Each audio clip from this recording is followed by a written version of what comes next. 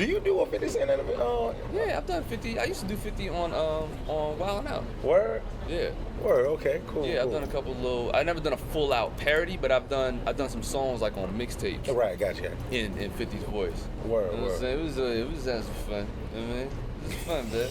Boy, you a fool. You already know it is, babe. Let me f you up in here. I'm not that nigga in your video. I'm not a trick, I don't love the hoes. And niggas know I be on the low. And I get my dough and I twist my dro. I'm not that nigga that... Yo, dog, you've been doing your thing for a long time, man. I mean, have. a lot of people be talking about you, man. I remember seeing you on Def Comedy Jam, right? And it looked like you had some awkward moments on there. Okay. Yeah, from where I was sitting there and shit. All right. Well, now, you are you. You've been you. And you seen you. And what? Would you say that you had something on there? Nah, I was just young. I was young, I was fresh, and it ain't awkward. It's more so my style is just different. You know what I mean? Right. I'm not the typical, you ever been having sex?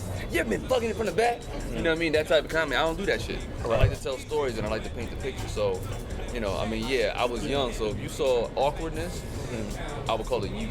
The other day, I dreamed that I was joyriding with Beavis and Butthead. I'm in the back seat, man, they up front like this. Hey, Beavis, we're speeding. Yeah, faster, Butthead, faster. Settle down, butt munch. I'll kick your ass. You look confrontational. You ever got that? Yeah, I do get that. Do you get? People say I look unapproachable. Right. I don't know why that is, though. I'm a skinny You look nigga. rough, man. Like you don't be I want know. to be fucked with, man. I don't like bullshit. Okay. But any nigga don't like bullshit. Right. That's all that is.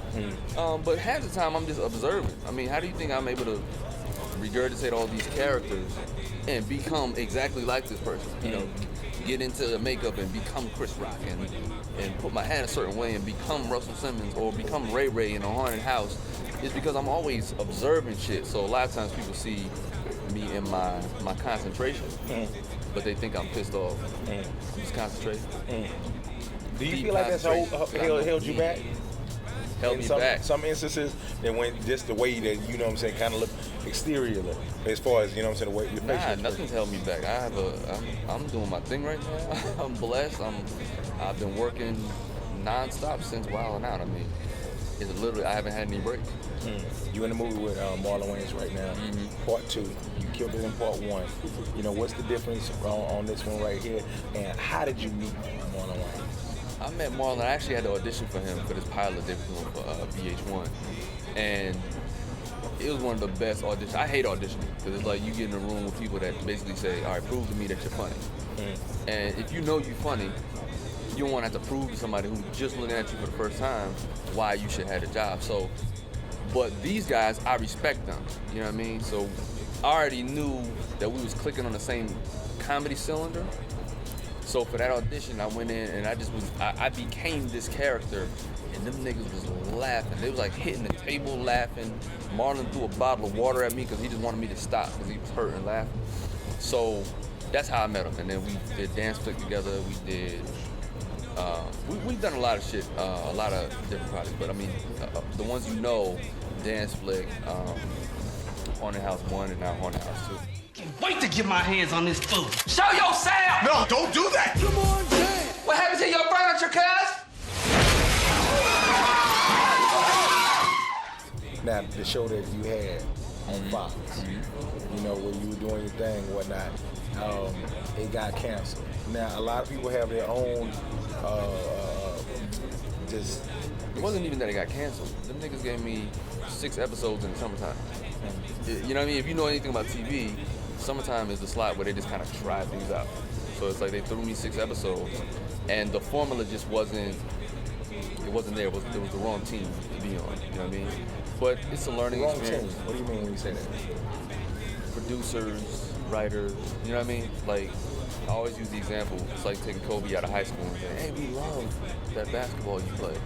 We love it. We want you to play hockey. We're gonna pay you to play hockey." He's like, "Hey, nigga, I don't play hockey." You got a chance to work with Bernie Mac, and so... Oh my God. So give me an untold Bernie Mac story, man. What's something you remember about dude, Man, man? let me tell you something. Bernie was one of the most humble guys.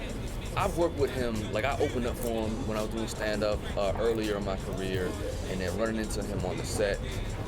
He literally was like that uncle type guy. You know what I mean? He sat me down, he's like, man, I like what you're doing. You got a lot of Mac in you. I see a lot of Mac. You remind me a lot of myself. Like he was very encouraging, very like, you know, just do your thing type of a guy. And oh man, I hated that we lost him, man. He was fucking hilarious and brilliant. And he was sick while we were doing Soul Man, but he still was like doing stunts and, you know, trying to do as much as he could. But, you know, rest in peace, Bernie Mac. Much love to the family. Word. Man, I know you got some more famous shit to do. I ain't gonna hold you up. Man, I'm really excited. Man, we was long overdue for this conversation. Yeah. Man. I appreciate you. I can't wait for part 2, man. You gotta come to G Unit, man, to sit down with me. I got you, man. Like I always say, man. You can't just say you real or something. You gotta be, man. Affion Crockett, make sure you go see him. So, A Haunted House 2, Part 2. niggas. Part 2, not 1. April but 2. 18th. Go to theater April 18th. It's Easter weekend. Some of you it's gonna be 420 weekend. Whatever you do, spend your money that Friday, April 18th, and go see A Haunted House 2. My nigga. Don't kiss them hoes in the mouth unless you got to. Do you have something in mind? Y'all go to commercial. It's nasty. Try to use it and get it back to me and shit like that. I can see y'all niggas now running around saying, 50 getting all this fat money, he won't help us. Sit tight, nigga, I'm coming.